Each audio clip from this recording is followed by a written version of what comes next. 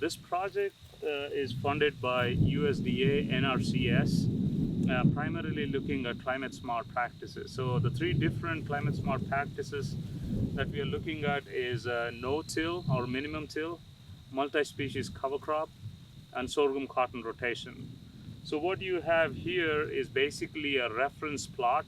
What we mean by a reference plot is where we are going to take a lot of data to try and prove why these climate smart practices are climate smart, right?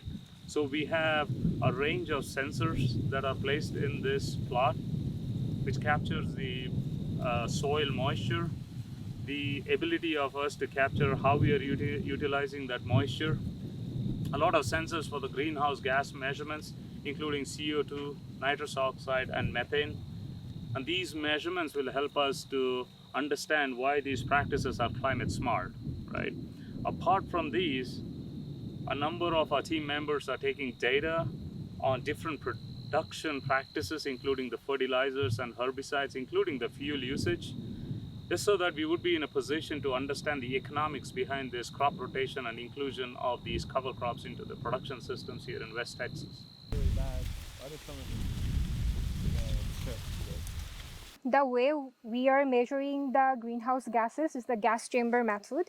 So here we can see what we have, some of the instruments. So this is basically one collars that are permanently installed in the reference plots. This is a cap that is called the gas chamber cap. So this is the syringes that are going to be used for the collecting of the gases. So what we do, we create a gas chamber here by putting the caps over the collars. Here, this is a closed chamber. Here we can see two valves here. One will be for normal natural gas exchange. And here we are going to use this port for having our gases collected.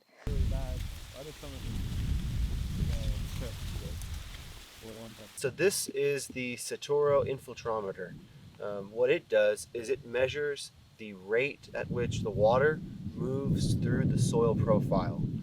How it does that, it takes this water, pumps it through this system. This is a computer and a pump. The computer pumps a very specific amount of water. It takes that known amount of water and creates a pressure head in this chamber here. So it has a known volume of water, and it can basically calculate how much water is dropping through the soil profile, and from that we're able to determine the rate at which water moves through the soil profile.